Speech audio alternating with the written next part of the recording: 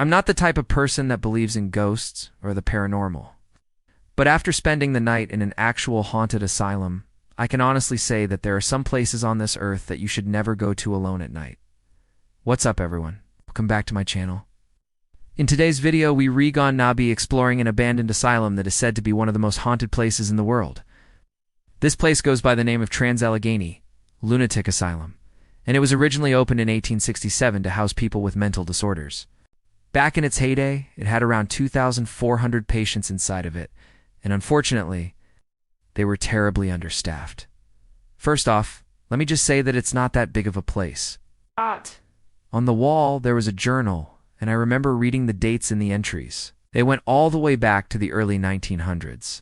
Some of the pages were ripped out, but thankfully, there were still plenty of entries left. Remember how I told you guys that I entered through the front door?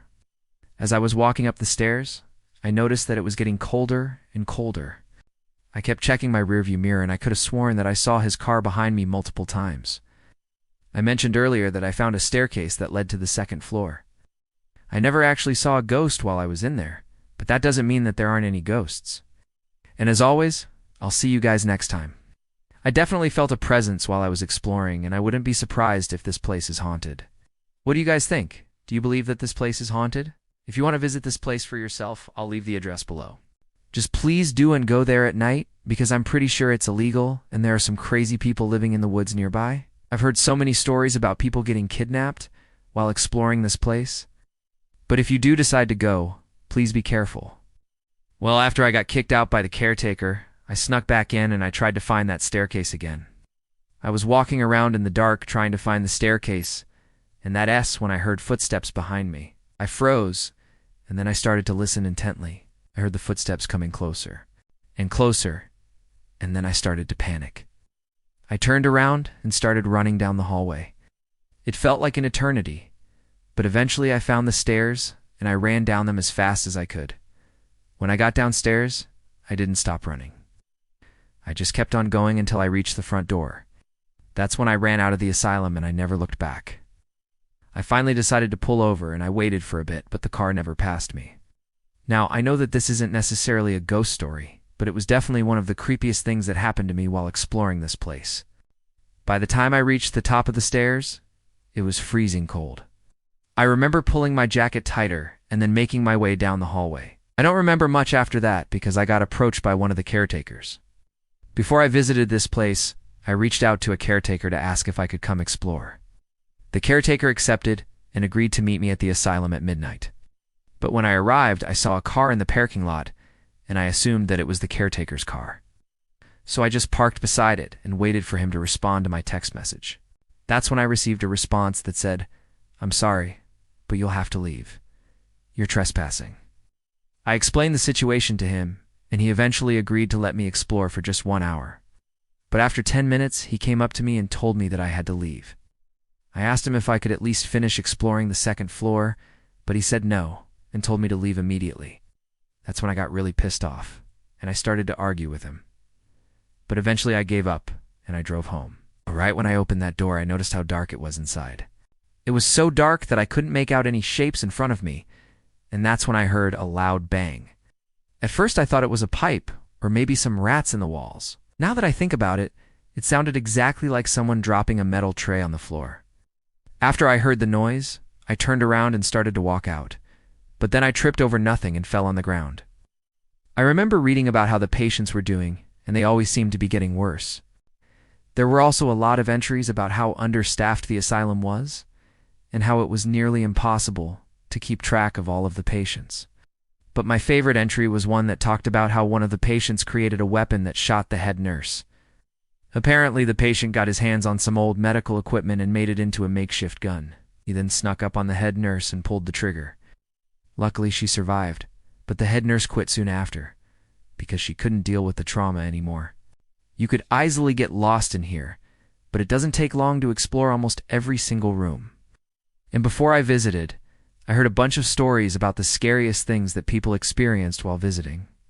First off, there's this one story about a girl who was taking a picture with her friends near the old operating room, and when she looked back at the picture later, she noticed that someone was standing next to her that wasn't there when she took the picture.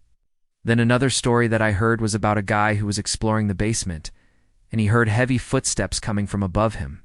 He instantly froze in fear and then hid under one of the tables. Moments later, he heard chains dragging across the floor, and then he felt something brush against his leg.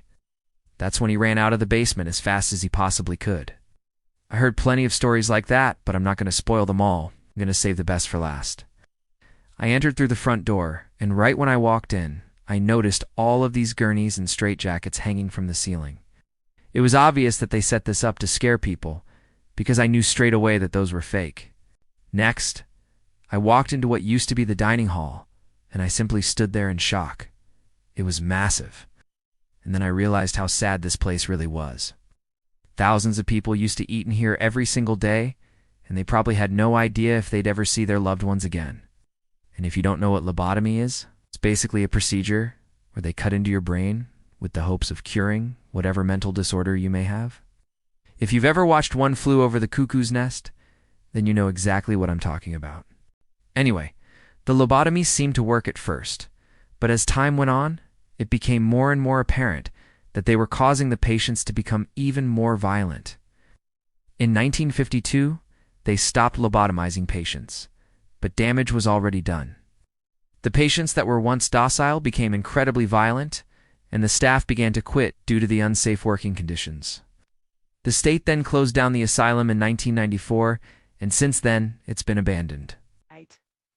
So the patients would often be left to roam the halls unsupervised, and the conditions were absolutely horrid. There was no air conditioning, so during the summer months it would absolutely reek.